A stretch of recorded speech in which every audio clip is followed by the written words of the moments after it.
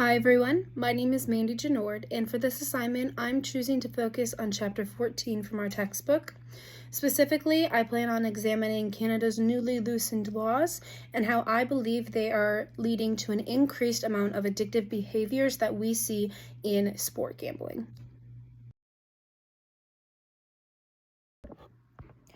To me, sports betting is best defined as a game within a game, and it really is a fair argument to make that sports betting has become a sport of the 21st century. When you look at the societal impact that vanity sports has had on our society, it's very clear to see how many people truly are partaking in this sort of event. I myself am not a fan of sports betting, but through researching in this project, I have been able to find that 1 in 6 Americans do partake in sports betting.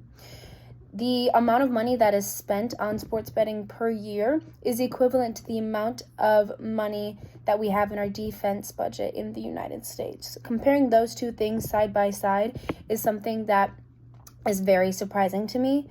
What I also find surprising is that each law is able to regulate sports betting on its own. It's not a federal law that goes with sports betting, but each state can make its own individual laws. Where I'm from in Wisconsin, online sports betting is not legal.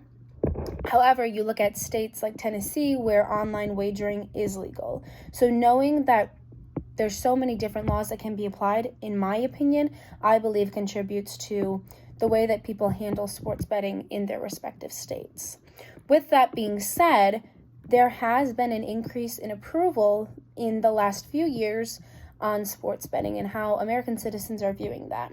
In 2012, originally 56% of people approved of sports betting, which over a 7-year period increased to an 80% approval rating. So seeing how it's become more frequent in our society, in my opinion, we are also seeing more people approve of it, and those two things go hand in hand.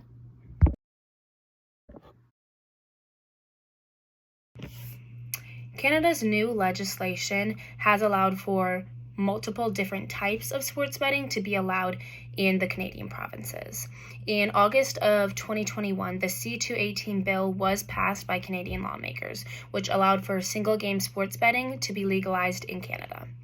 Similar to how we are here in the United States, the regulation and taxing of these sports betting is up to the individual provinces. So it's not the same across every province in Canada. It's different depending on what province you're in and the laws that are in correlation to that province. But before the C-218 bill was passed, the only sports betting that was allowed was parlay bets. What a parlay bet is it's basically a combination of multiple wagers placed on a singular bet, whereas in a single game betting, you're only betting on one game. So single game, it's only one game that you're betting on, whereas parlay, you're placing multiple combinations on a single wager. But yeah, basically what this does is it opens up so many more routes of sports betting to Canadian citizens. And again, just as we see here in the United States, it's not the same across the board. It's different depending on what province you're in.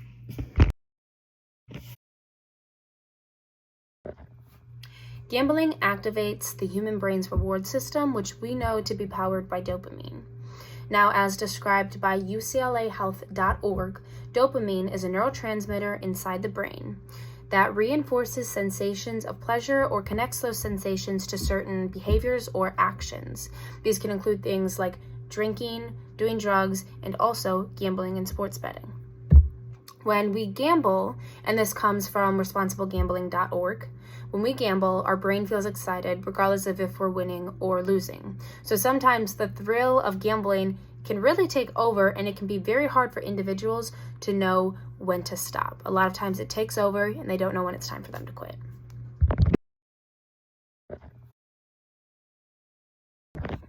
The second point that I want to touch on in relation to Canada's newly loosened laws in relations to sports betting is on availability. In 2018, in the United States, our Supreme Court had a ruling that opened the door for legal sports betting, and this prompted an explosion of sports betting across our country. Now, this information came from responsiblegambling.org, which is also cited and mentioned on the slide before this one. But with Canada's legislature having recently made a ruling that is very similar to the one that we experienced just a few years ago here in the United States. I feel as though it's very fair to argue that we're going to see a similar trend occur amongst Canadian citizens. The more available something becomes, the more likely people are to partake in it, and I don't see how sports betting would be any different.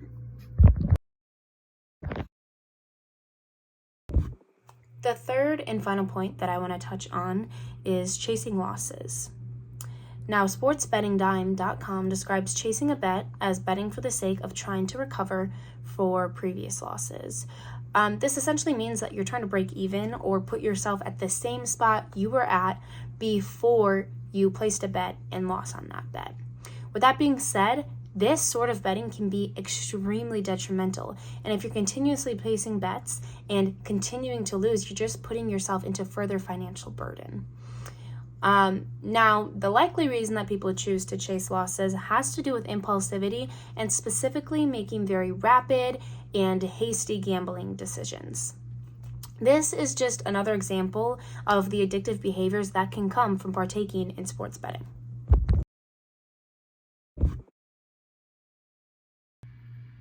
When we look at Canada's new laws and examine the availability that's come from allowing single game sports betting tied in with gambling activities and how they reward the brain, and taking into account chasing losses, it's very easy to see how sports gambling and betting can feed addiction.